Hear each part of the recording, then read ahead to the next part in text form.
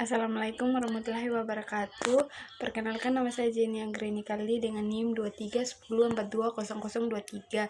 Di video kali ini saya akan membahas tentang analisis keberadaan perusahaan multinasional di Indonesia dengan studi kasus pada PT Unilever Indonesia.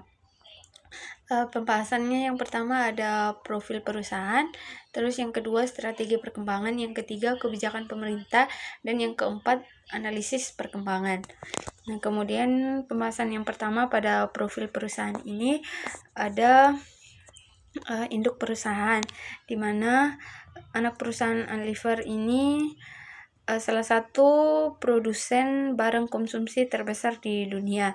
Yang kedua, berdiri di Indonesia mulai tahun 5 Desember 1933 sebagai Levers Ship Fabrian di Angka, Jakarta Utara.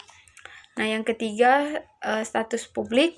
Go publik di tahun 1981 tercatat di Bursa Efek Indonesia atau BI sejak 11 Januari 1982 dengan kode saham UNFER.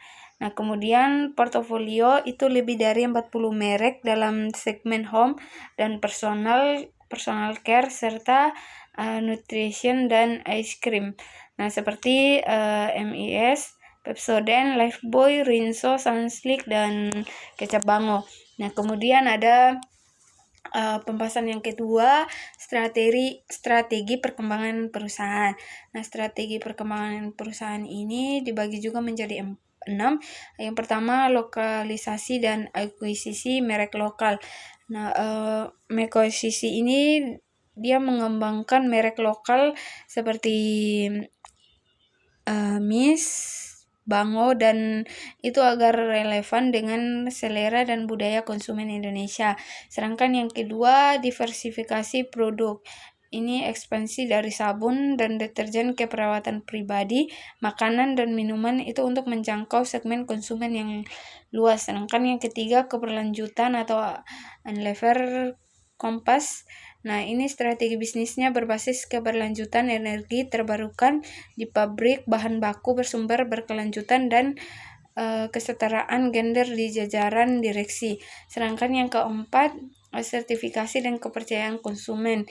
Itu sertifikasi halal BPJPH pada produk dan pabrik untuk memperkuat kepercayaan pasar mayoritas muslim Indonesia. Dan strategi yang kelima, pemasaran multi segmen. Ini kombinasi iklan elektronik, promosi langsung, dan endorsement selebriti agar menyentuh berbagai kalangan sosial masyarakat. Dan yang terakhir, inovasi berbasis sains dan teknologi. Nah, itu investasi riset dan digitalisasi termasuk AI, dia untuk mempercepat inovasi produk lintas kategori secara efisien. Nah, pembahasan yang berikut, kebijakan pemerintah terhadap perusahaan multinasional.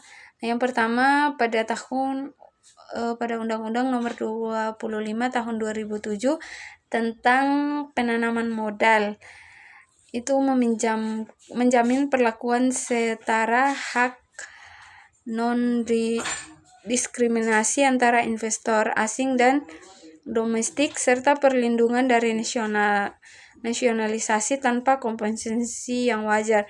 Kemudian perizinan dan kelembagaan atau OSS atau BKPM, itu Kementerian Investasi. BKPM berperan sebagai otoritas penyaring kelayakan investasi asing dari aspek hukum, ekonomi, dan keamanan nasional. Kemudian pada yang ketiga, tingkat komponen dalam negeri atau TKDN, itu mendorong MNC menggunakan komponen produksi lokal untuk memperkuat industri dalam negeri meski menambah kompleksitas dan biaya produksi bagi perusahaan. Kemudian insentif perpajakan dan fasilitas investasi, fasilitas pajak untuk bidang usaha dan daerah tertentu guna menarik investasi asing langsung atau FDI, termasuk izin tingkat terbatas bagi investor. Kemudian analisis perkembangan perusahaan di Indonesia.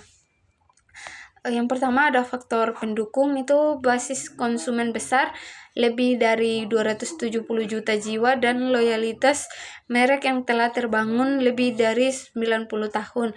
Kemudian jaringan distribusi luas hingga ke pasar tradisional dan UMKM di seluruh Indonesia. Terus ada adaptasi produk terhadap nilai lokal, halal, harga terjangkau, format saset. Kemudian dukungan regulasi investasi UU penanaman modal yang menjamin kepastian hukum. Terus ada tantangannya itu persaingan ketat dari kompetitor lokal dan regional yang menawarkan harga lebih murah. Terus perubahan preferensi konsumen dan sentimen terhadap produk yang diasosiasikan dengan merek global. Kemudian tekanan biaya produksi akibat kewajiban kandungan lokal TKDN pada beberapa sektor. Kemudian fluktuasi daya beli masyarakat yang mempengaruhi penjualan produk konsumsi. Nah, kesimpulannya, Unilever Indonesia sebagai modal keberhasilan MNC di pasar berkembang. Yang pertama, keberhasilan Unilever Indonesia bertumpu pada strategi lokalisasi jangka panjang, bukan sekedar ekspansi modal asing semata.